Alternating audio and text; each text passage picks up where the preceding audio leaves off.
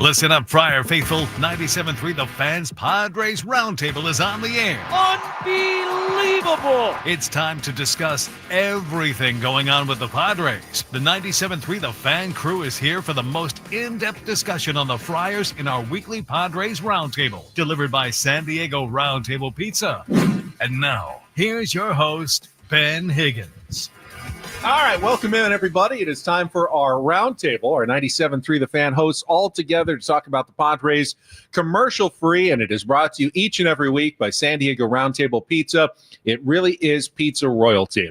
This show could have had a very dark tone if not for the past couple of days with the Padres getting wins over the Giants, pulling within a game of the Dodgers. But as I introduce our panel with Matt Scraby. Hello. Paul Reindl, Braden Soprenet. What's up?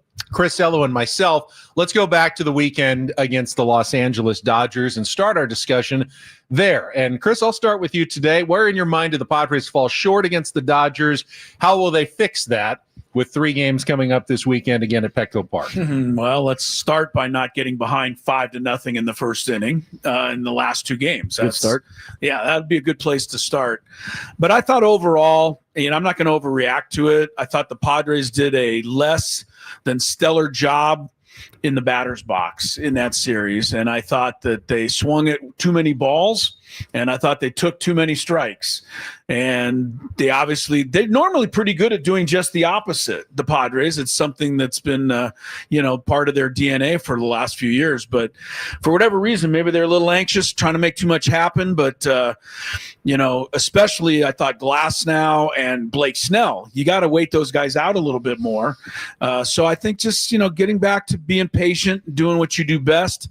And obviously, maybe the fact that you're down 4-0 in the first inning is why everybody was being too, aggressive and trying to make too much happen. It's an interesting point, and I had not seen this stat before this last week, but you mentioned the Padres taking too many good pitches. Apparently the Padres swing at the fewest, quote-unquote, meatballs in Major League Baseball. There's an actual stat for that, like middle fastball that the Padres actually let go. And I thought it was very obvious watching that series. Yeah. The Dodgers did a much better job punishing mistakes in the zone than the Padres do. And that seems like that could be more than just a one series trend, that the Padres need to take advantage of those rare opportunities when the pitcher does make a mistake. They can't let so many of those go by.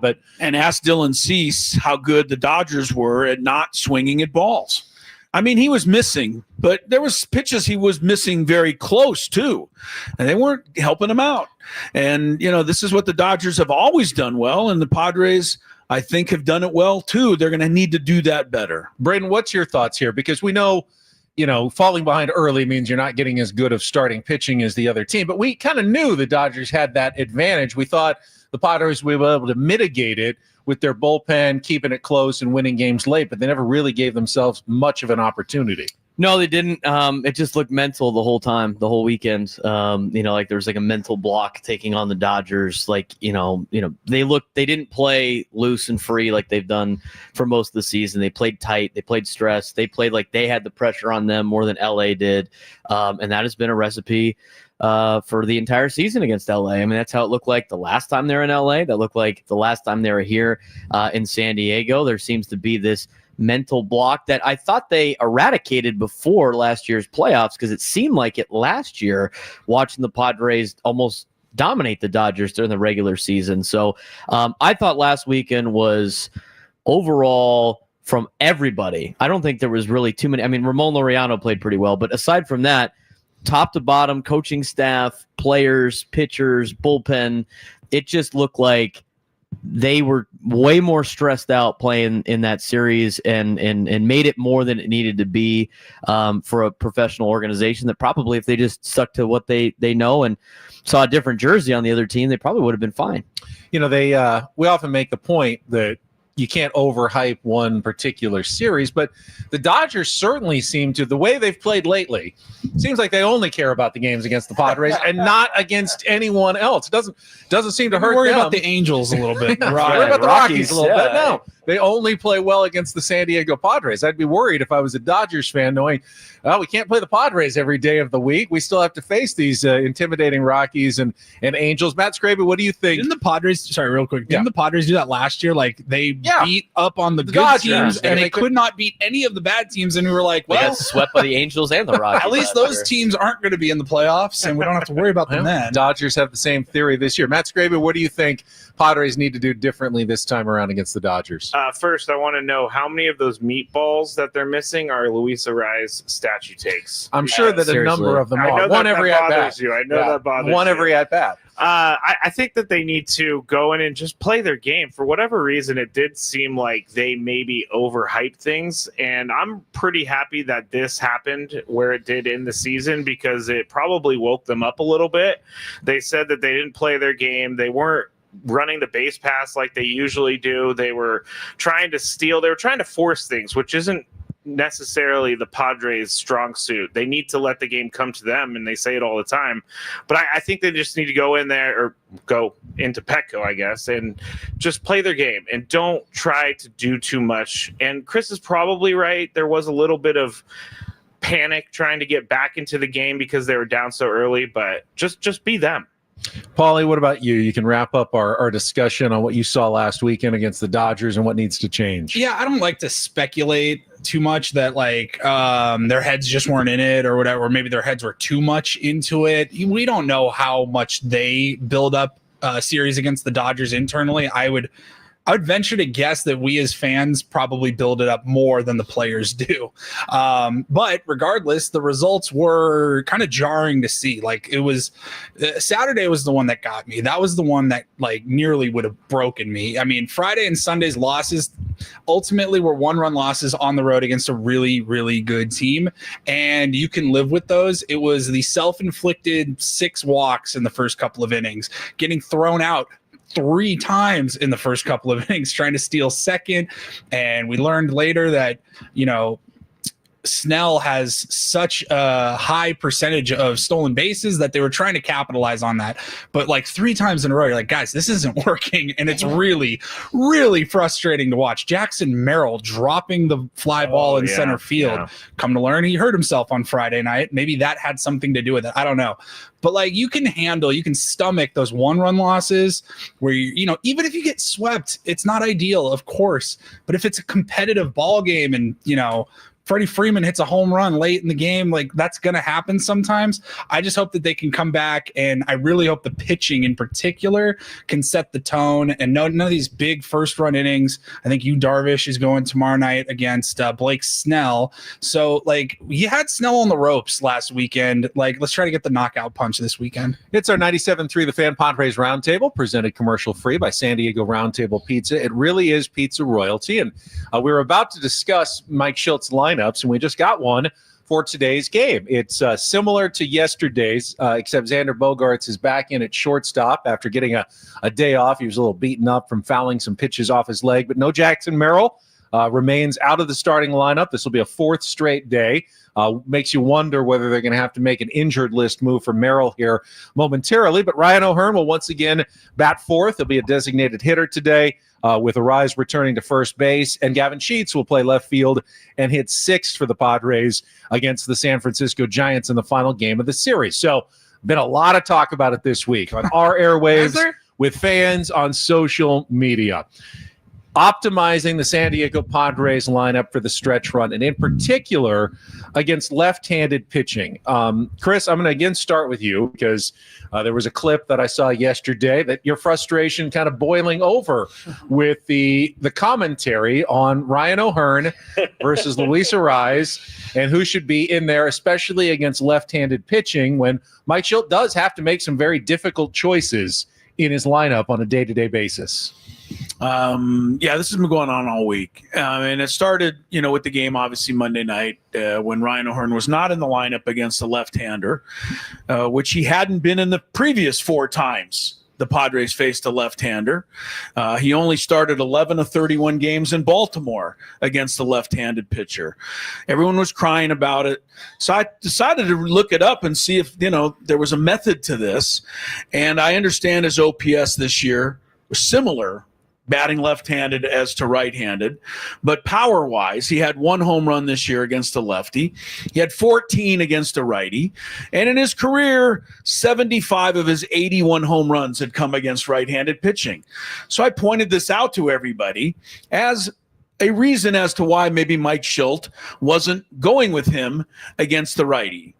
Of course, he homered in a pinch hitting role against the lefty, and now the floodgates have opened.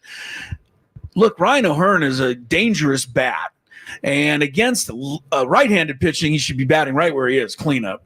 Against left-handed pitching, I think he's caught a hot streak here, but I think overall, I'm not taking Luis Arraez out of the lineup. I'm just not. So, you know, what about Jake Cronenworth? Sorry? What about Jake Cronenworth? Yeah, you could move.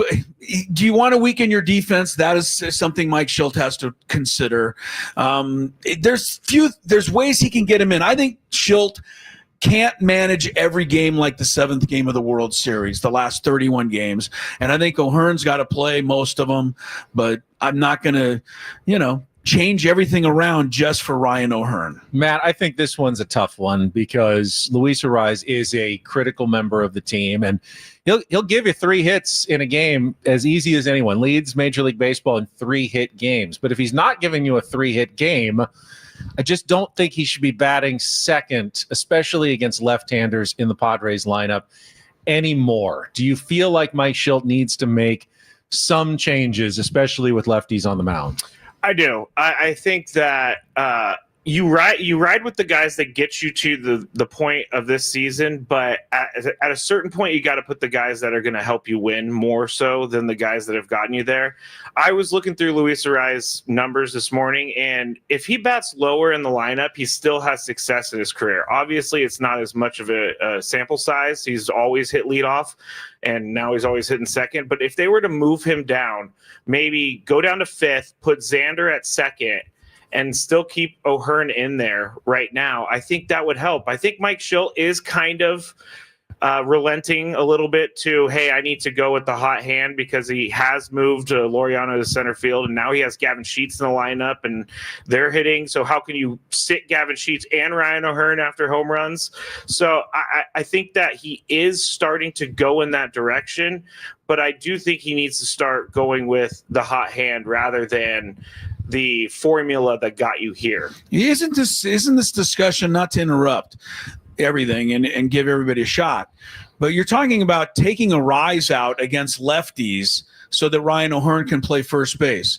Isn't the discussion really whether or not to have O'Hearn be the DH against lefties and take out Iglesias, who has been the DH spot against lefties? There's room for both Arraez and O'Hearn in the lineup, even if Jackson Merrill is healthy. So I'm curious, do we think that Iglesias should play over Arraez? Well, I think Play over Cronenworth. Iglesias has been very good against lefties for what he does.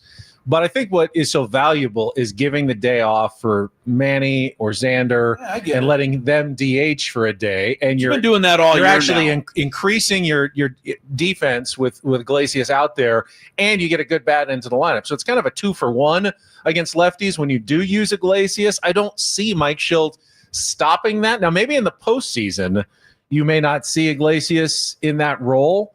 Because you're not taking your regulars out in the postseason as much, and that would open up the door for Ryan O'Hearn to DH against lefties in the playoffs. But when you need to get through the regular season, you still need to find days for Manny to not be on his feet and get other guys into the lineup, and that's where Jose Iglesias is so valuable. Braden, you mentioned giving Jake Cronenworth days off against lefties, and again, that's valid as well. Jake's on-base percentage has been incredibly valuable at the bottom of the lineup, and the point was made that with Luis Arraez not having played second in a while now, I mean, has he been out there at all this season? Briefly the other night. He was there, yeah. That's right. Yeah, briefly. Yeah. That's about it, though. Yeah. Are you giving up too much defensively by taking Jake out and putting just another lefty in there? I don't think so, because last year Jake and Luis were one of the worst defensive players at second base in all of baseball, according to their metrics. So it's not like he is an insane defender at second base. I think a lot of people might disagree with that, but that's just what the metrics were. But that's what the metrics were last year. To me, and the whole Ryan O'Hearn thing is, yes, he's not as good against lefties, but compared to everybody else that's in the lineup, he's a lot better than them. Against lefty, he's a lot better against lefties than those guys are, and so the logic doesn't make any sense. The Jose Iglesias thing does make sense, but to me, it's like, why not have Jose Iglesias in at second base on days against lefty and give Jake Cronenworth the day off and let Ryan O'Hearn hit? Ryan O'Hearn needs to be in the lineup every single day until he proves otherwise that he sucks against lefties, which we haven't really seen, and he's had a good year this year against left-handed pitching in terms of OPS and average and everything like that. It's not a drastic fall off. Now, if he was hitting under 200 against left-handers, be like, okay, this guy can't hit a lefty. Let's get him out of the lineup. But to me, it's like I don't understand him not playing every single day. The other thing I don't understand is like Ben said, I don't understand Luis Arraez batting second. I don't get it. I really don't. I think he should play. I think he should play every day. But him lower in the lineup is still an asset for you. Like we talked about on a couple roundtables ago, it really doesn't matter too much which way you skin it, but I'm going to tell you right now, like you have a Luis Arraez batting seventh in your order is probably pretty good. You have Xander Bogaerts batting seventh in your order, it's probably pretty good. Jake Cronenworth batting eighth, probably pretty good. And I'd like to see guys like Laureano move up and O'Hearn move up. And I wouldn't even mind seeing as inconsistent as he has been this year and injured, I still wouldn't mind seeing Jackson Merrill bat second behind Fernando. I don't disagree, but I feel like Tatis is going to be first and Manny's going to be third in most lineups. So if you want to go righty, lefty, righty, who do you replace Arraez with? Who's the lefty? Do you really want O'Hearn? Merrill moving up, but he's not only has he been hurt, but he hasn't been that productive all season. You could put O'Hearn there. He doesn't really project necessarily as a two hitter, but are you that afraid would be as a pitcher with O'Hearn on deck with Fernando on base? Or are you afraid of Arraez? Like to me, like let's think about it from a perspective of Fernando gets on, right? Then you got to rise up, and as a pitcher, I know he's going to swing at anything in the same zip code as the plate. And how many times has he swung when Fernando tries to steal second? And then he gets himself out. Or, Fernando gets thrown out. Or Luis Arraez hits into a double play. Or, I mean, it's not very talking like threatening. Ryan O'Hearn can't hit into a double play. No, I'm not. I'm saying Luis Arraez does not scare me as the number two hitter. Luis Arraez scares me with multiple runners on base in a situation where a single is going to score people. A single for Luis Arraez with just Fernando on base is probably not going to score Fernando.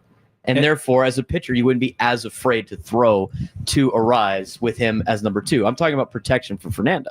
I do think you have to be unafraid to give Luis Arraez a few more days off, and by that, I agree. Then you get to pick the situation where he comes up and can do his most damage by making contact as a pinch hitter. Has he had any days off? Not really. I mean, he's had as few as anyone, I think, this season. What about Gavin Sheets, though, Paulie?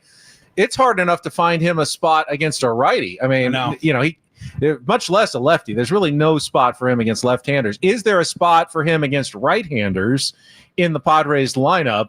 And who are you taking out of the lineup to try to get him? Once Jackson Merrill is healthy, is there any way to get Gavin Sheets some more at-bats, especially while he's really hot right now? Yeah, I mean, that could be your DH, and then when Merrill's healthy, you go Laureano, Merrill, and Tatis in the outfield and give, Arraez that much-needed day off that we've been talking about. It sounds like at least with Chris, I don't value Arraez as high. Like, I value O'Hearn this year, and in particular, like this moment of this year, like he's got the hot hand. He should be getting more at-bats.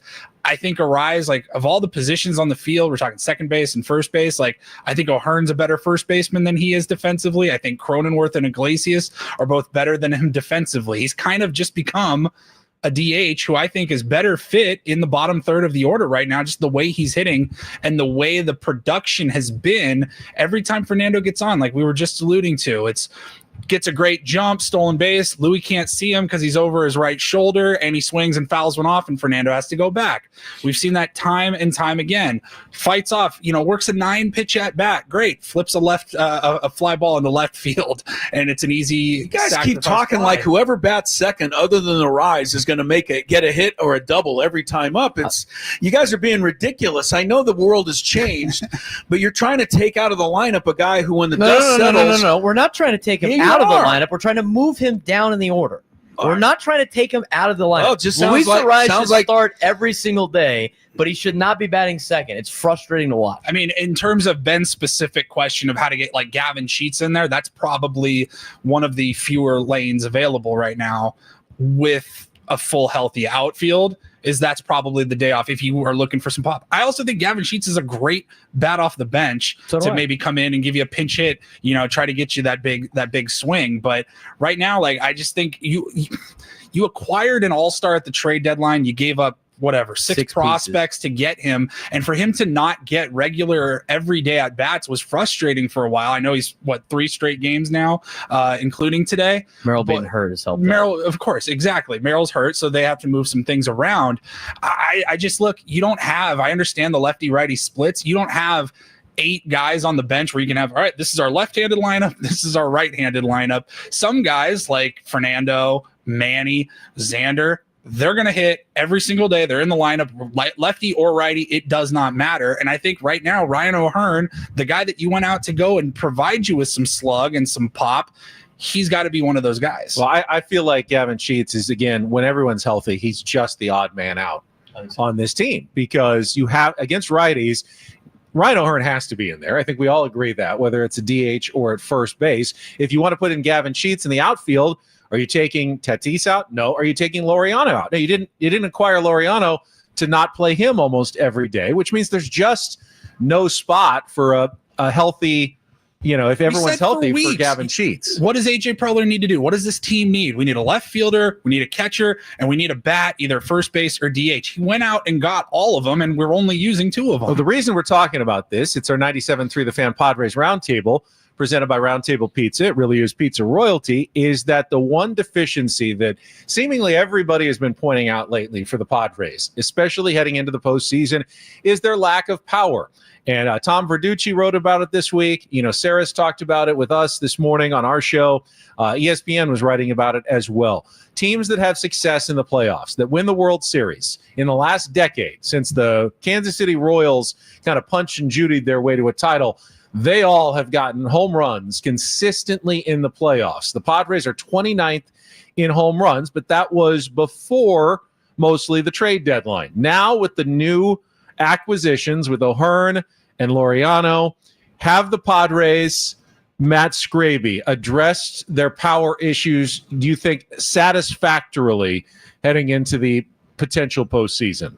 Yes, I do, because they've been getting the result that they wanted when they traded for these guys. Laureano's hit more home runs than I think we thought he would hit, and Ryan O'Hearn all of a sudden came out of nowhere. But I do, to defend Chris a little bit, I do think it's kind of crazy that Ryan O'Hearn did not hit left-handed home runs pretty much his entire career, and then he comes to San Diego and he's hit like 3 or 4, and so I think that's a little weird. But they have, to me, addressed it, because if Manny can get the power going, I mean, you always got Fernando that could start hitting. I don't know when it's going to happen, but he's got the ability to do it.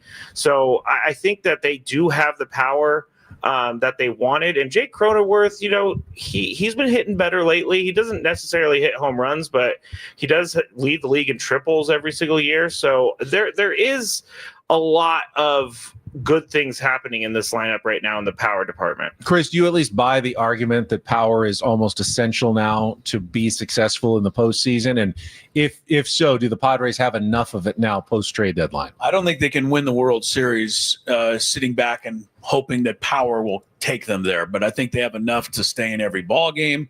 And if you can get to the 6th inning, I think they're going to win most postseason games, because I do think they have one of the best bullpens that we've ever seen.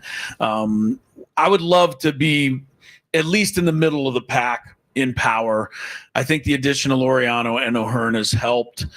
But no, I don't think that they're not going to 27 Yankees their way to the World Series. They're not even going to 24 Dodgers themselves to the World Series. I mean, the Dodgers beat us also last week because we had 11 extra base hits to their 5, but all 5 of theirs were home runs. 9 of ours were doubles. I don't know. I'm struggling to get past our last conversation. I wanted to give everybody a shot, but I just want to remind everybody, we're not talking about a team, unless I missed something when I went to sleep and woke up today, that is 11 games out of a playoff spot. They're one game out of the division. I don't know that we have to change the entire world around for the last 30 games. They've been playing great since the trade deadline. Everyone's contributing. Everyone goes 0 for 4. I just don't see a need to change everything around, and I don't want to go back to the same like argument. The world's burning, though. I think we're talking really about. I think it's more Ryan O'Hearn's name is being thrown out there, and a lot of other guys like Iglesias and Sheets. But I think the conversation is really centered on Luis Arraez in the 2-hole. That's the conversation that I've been seeing a lot of. He's just, can you get better optimization of your lineup by moving just a couple of things around, like Louis down and moving somebody else up? I think this is the moment, because I wanted to bring this up, and we've got a group of colleagues and friends up here, and I feel like this man right next to me, Chris, has been struggling a little bit this week. I'll give it to him. It's been a tough I week. want to talk about that, because the Padres have never been more popular in this town. That means more fans, more people listening to 97.3 The Fan, which is great. The passion is unbelievable. But fan, of course, is short for fanatic.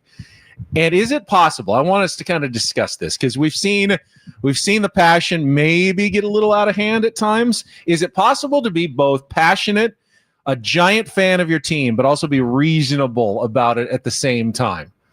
Braden, I mean, can you be a passionate, diehard, crazy fan, but also remain very level-headed about your team without getting a loss of perspective? I want to say no, because I've seen that with my other friends and their other teams. And I think the biggest notice where I notice it the most is when huge Chargers fan, they leave, and then all of a sudden you take the fandom out, and then you watch their teams, and you're like, how did I ever think this team was ever going to win? It didn't make any sense. And then I see the same thing with my friend who's a Cowboys fan. They can do no wrong ever. And as I watch from afar, I'm like, what is this perspective here? Like, there's no way you can buy into this. Now, with the Padres and Padres fans, like, as a Padres fan, like, you start, there's a little bit of the things that you know are a problem. You start to phrase like, well, maybe it's not as big of a problem. Maybe we can overcome said problem. You start thinking about it from the hope and the positive standpoints, I think, a lot. And I also think the same thing is this for negativity. Yes. I think there's a lot of times where Padres fans, and myself included, get extra negative because of past circumstances or past events where you're like, there's no way this is not going to end tragically, because it's always ended tragically. So I think it's hard to stay reasonable when you're in it and you're part of the fan base and you're living and dying on every pitch. So I want to say it's very difficult to do. Well, I think Chris brings up a lot of very well-reasoned points about Ryan O'Hearn.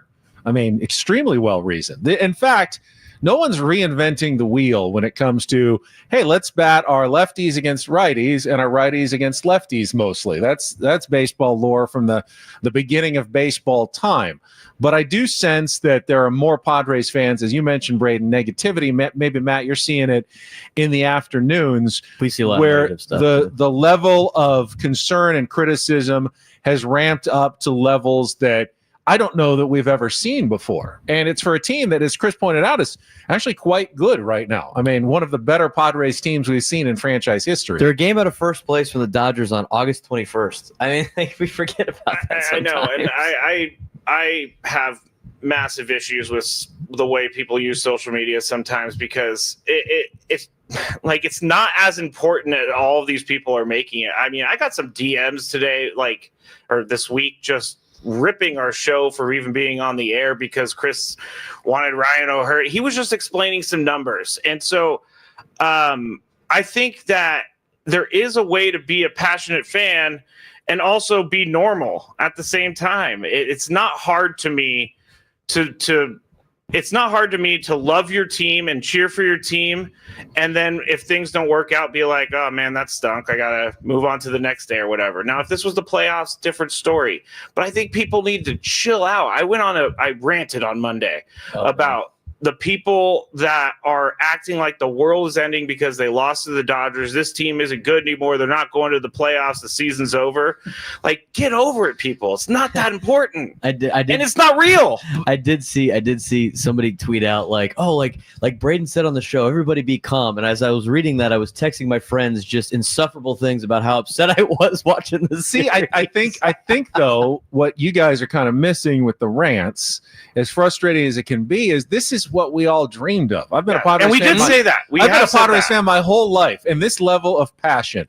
And sometimes it can be a little misplaced, but this level of passion is so much better than what it used to be, where there was no passion, that there was no fans in the stands, that no one cared at all about who was batting sixth in the lineup, because you're never going to see that guy again at the end of the season. He's some call up from AAA that's going to be gone and forgotten about in a month and a half when the season's over, and you're watching the other teams play in the playoffs when you're once again home in October. So this is so much better than we used to have it. I tend to just appreciate the fact that, yes, it's going to cause some people to go nuts sometimes because they see it. The brass ring is now within reach. Will they actually grab it? I don't know. It's really hard to win a World Series because only 1 out of 30 teams gets to do it every year. So the odds are always in favor of disappointment and heartbreak and tragedy at the end of the year. And that's hard to take, knowing that ultimately you're probably going to end really, really disappointed. But it's way better than knowing your odds are essentially zero. Yes. At the start of the season every year. And that's what it used to be here. Quick, I know everybody else got to go, but we did say that. This is the top of our job right now because the Padres are so good and that the fans are so passionate that this is way better than when they were losing every single year. It's just like in the chat sometimes, people just don't listen. People just don't. They don't have to. They don't That's read. Not their job. Their job is to be fans. I get it. Be unreasonable at times. But why are you arguing and calling people names on a point that was already made like 5 minutes before? You forget, you're not a person, Matt. You're a character on the radio. That's right. You're a character on the radio, Braden. You're a character on the radio. This week has been tough on our show. Let me just tell you. It's not personal. They're attacking your characters on the radio. I'm sure if they met you in person, they'd find you very reasonable and very pleasant. Somebody thought I was the kid that ran on the field the other day. I thought that was hilarious. That was funny. They basically said, I'm looking at this video. I'm hoping Braden will be on his show tomorrow.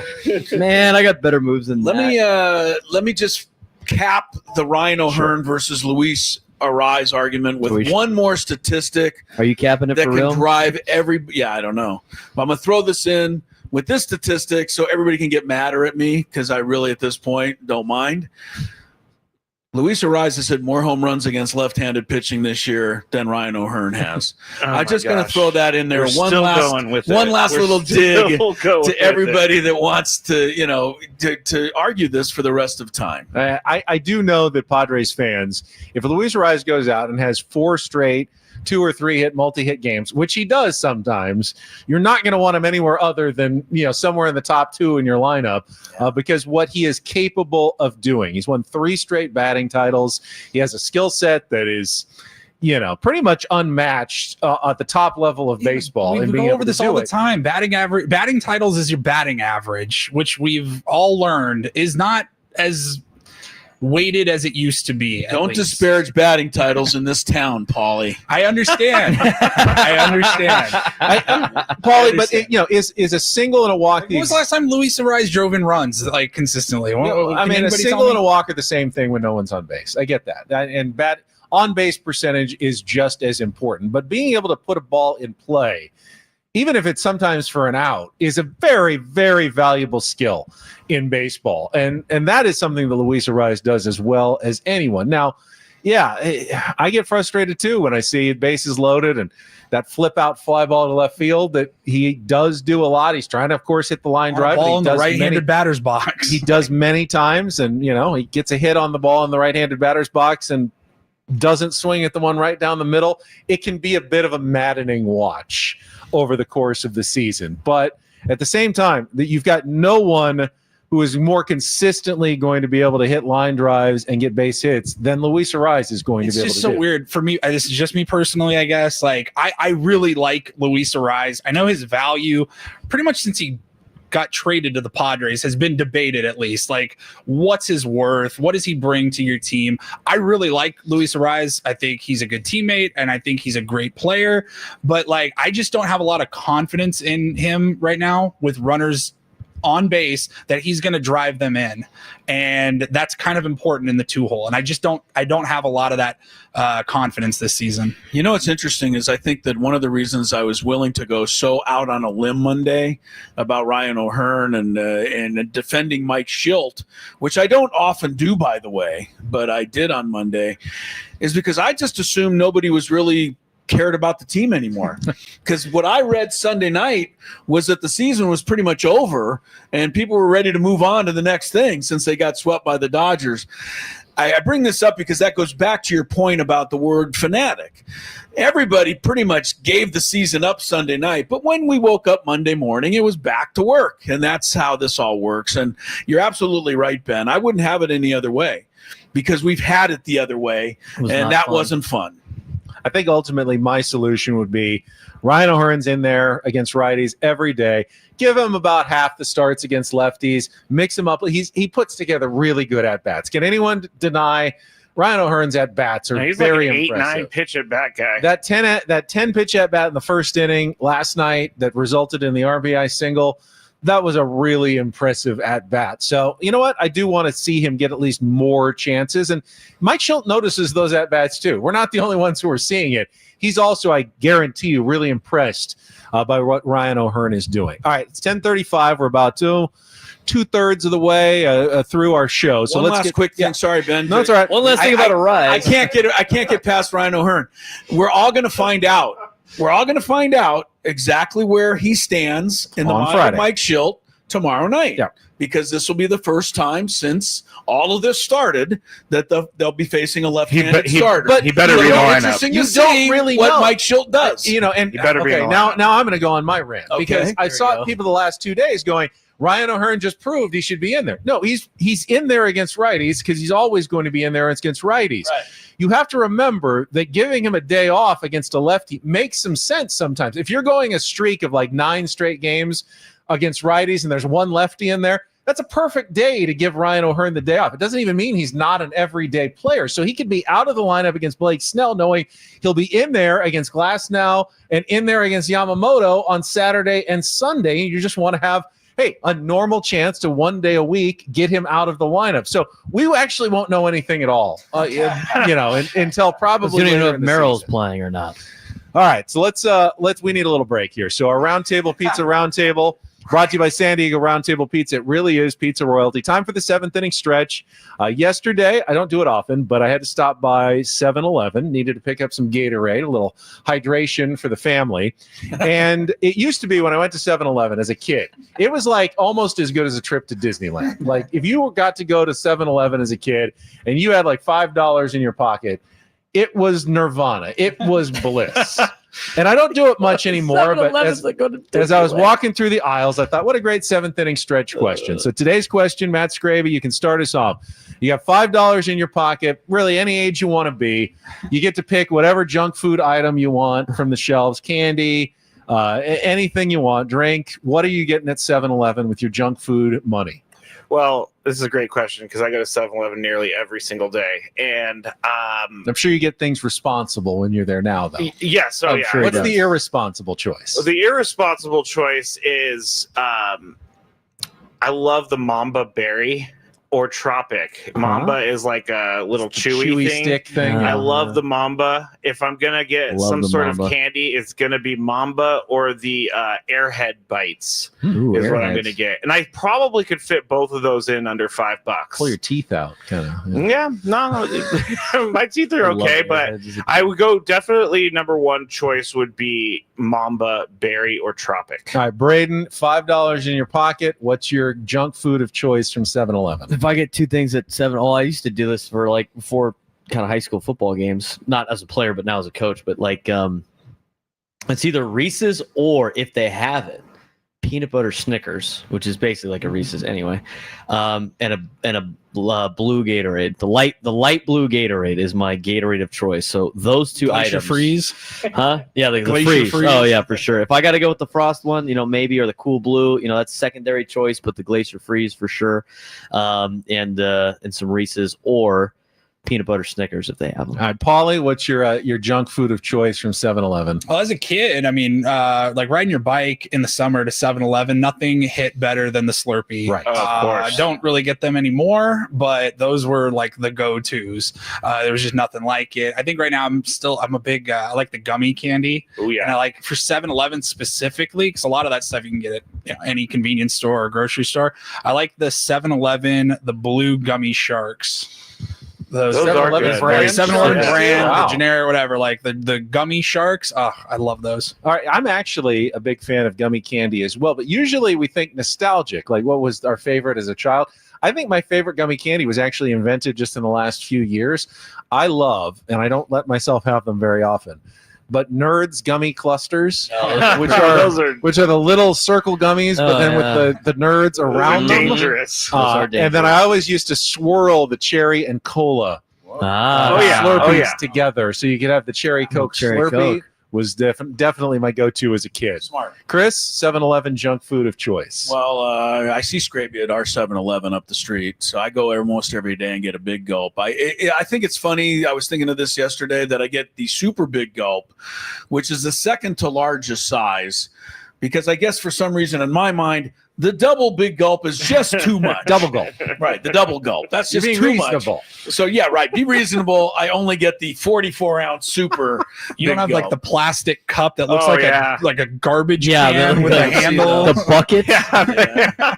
But if I'm going to do junk food, which I don't do hardly anymore, when you said $5, that threw out getting a thing of Ben and Jerry's and just taking it back and pint. with a spoon and eating it. That's way over $5 now. But I would say, peanut M&Ms. I've always enjoyed. Peanut And or peanut butter? Peanut. I like the peanut butter M&Ms too. They're similar to your Reese's Pieces. But I did also think of the strangest and I think probably the wackiest and worst for you item that I have bought in the past that I still think is under $5. A beef stick. Oh, I love those big, things. long sticks. The one with Slim the cheese in there? Slim, Oh, gotta give me Slim, some of yeah, those. Slim Jims are too oily for me. I like the beef stick. whatever they want. Stick of beef for Chris. Stick I feel of like beef. that's Christmas something I should be walks- giving my Love dog beef a steak. treat I mean, and that's not eating myself. terrible to even admit. But They have healthier I love- versions. They have I love organic those, ones of those especially now. when they're packaged with the cheese. It's a good source of protein there, Chris. I Beef remember stick. when I was a kid, they first You're came out welcome. with like big gulps and super big gulps, and people were so horrified by how large they were. yeah. And now it's fairly common, so you can see where we've gone as a society. All right, I want to move on to a broader topic here in the last 10 minutes or so. Does it involve Louisa Rise It or does Ryan not. O'Hearn? It shouldn't, at least. I don't believe it. It involves Rob Manfred, the commissioner of baseball, who said last Sunday that geographic realignment is very much on the table in Major League Baseball, especially when they're expected to add 2 expansion teams and get to an even 32 clubs, which would allow you to divide 16 and 16 into 2 different leagues. But those leagues might not be the National and American League anymore. They might be more of a Western Conference and an Eastern Conference, like you see in the NBA or the NHL, to allow teams to have less travel during the year. Seen some potential realignment structures that would involve 4-team divisions like the Padres, Angels, Dodgers, and Diamondbacks in a division based on geography. Chris, this would be a fairly large sea change. You could end up with the Yankees and Mets in the same division, the White Sox and Cubs in the same division as well, fundamentally changing baseball as we've known it for over a century. What are your thoughts on potential geographic realignment of Major League Baseball? I'll try to leave time for everybody else. I'm fine with geographic realignment as long as the National League teams stay in the National League. I can't do it. I can't go past 100 plus years of there's some tradition has to be hung on to something. And if the Yankees play the Red Sox in the World Series, it just won't work for me.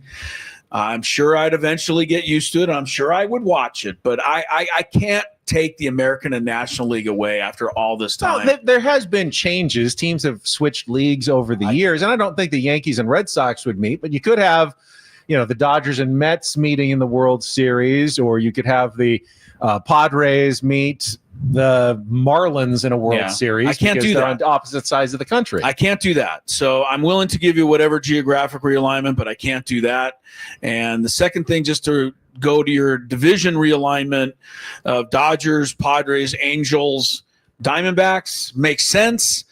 But I would really be shocked if baseball ever split up the Dodgers and the Giants, because they have been one and the same for over 100 years.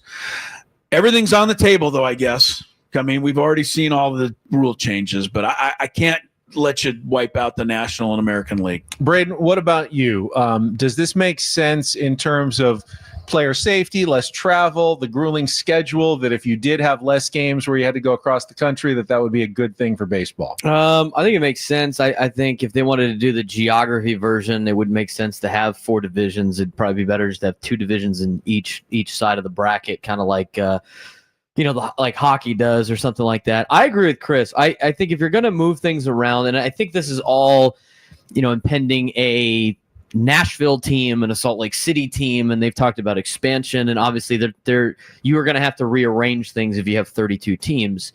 I think the versions that I've seen out on the internet where it's still the American League and it's still the National League, and you mix up some of the divisions in terms of location, I think is the best compromise for that. But keep in mind, that's not what Rob Manfred wants. He wants to especially avoid situations where, like, the Red Sox have to come out to Seattle to play a wild card series that then starts at 10 o'clock Eastern, and their fans are not getting good ratings. It all comes down to TV ratings. So you'd really have to split them up if you wanted to do what Rob Manfred is saying he wants to do with his realignment. Yeah, with the playoffs. He's just worried about the playoffs, right? Because they want everybody to play everybody every year anyway. But it would be all Eastern teams in one half of the playoffs and mostly all Western teams in the other half of the playoffs until they'd eventually meet in the World Series. But that doesn't mean it's going to be a National League team against an American League team in the end, which Chris was.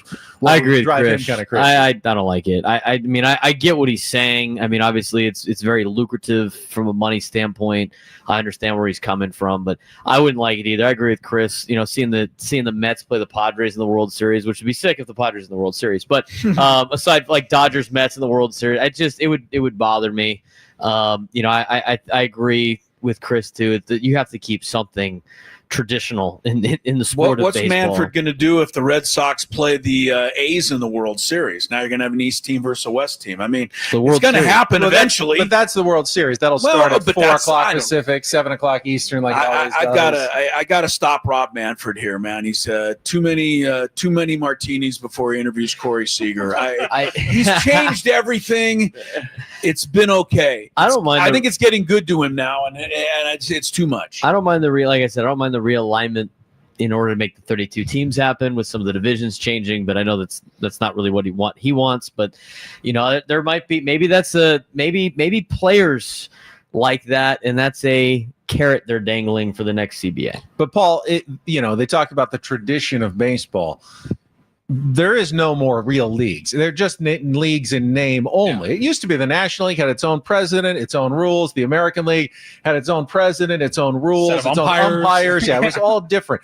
Now, with the amount of interleague play happening every single day of the baseball season, with one unified set of rules governing everything, with one set of umpires that goes all around baseball, there really is no National and American League anymore. It's just how we line up the teams in divisions. Is it time to take that final step and just erase them completely? Yeah, I'm fine with it. I don't care. I just don't care. Like, I know this has been a big topic and everyone's got their projections of what the divisions could look like. And I'll admit, like, when I saw an Eastern division of like the Mets, Yankees, Phillies, and Red Sox, I'm like, what a toxic division. Those teams will kill each other. Like, yes, give me that drama. I ultimately, I don't really feel passionate one way or the other. I think you're still going to face every team through the regular season. This is all centered for the playoffs. I like the Eastern and Western. I think the more I think about it in baseball, I do think I appreciate like how the NBA does it, where you have the Eastern Conference, the Western Conference, and yeah, those teams will still have to like cross the country to play each other during the regular season, but it does make for a much smoother playoff format with television and all that. You got the East Coast teams will go at 4, the West Coast teams go at 6:30 or whatever.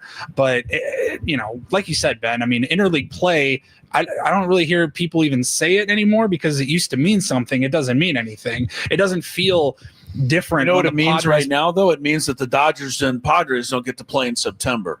There's way too much interleague play. Well, they played in but September I believe last year. that the interleague play is here to set the stage for what you're talking That about. was just an error by the scheduling. They played like the last week of the year last year when the Padres had the triple play. I don't think there doesn't need to be more divisional games. We used to play I don't think so either. 19 divisional games. It felt like too much. It felt like you never stopped playing your division. So they lowered it down to 12 or 13, which is the right amount. You could just space them out a little bit. I think going Paul's back right. to back That's just- weeks is kind of You ridiculous. just didn't make a great schedule this year, but I don't think you have to fundamentally How are you change going to it. put them back to back weeks and not on Sunday night baseball even? How about this, Because Red Matt? Sox, Because I Yankees think are you're on like me in that you want them to make things at least as fair as possible, at least on paper.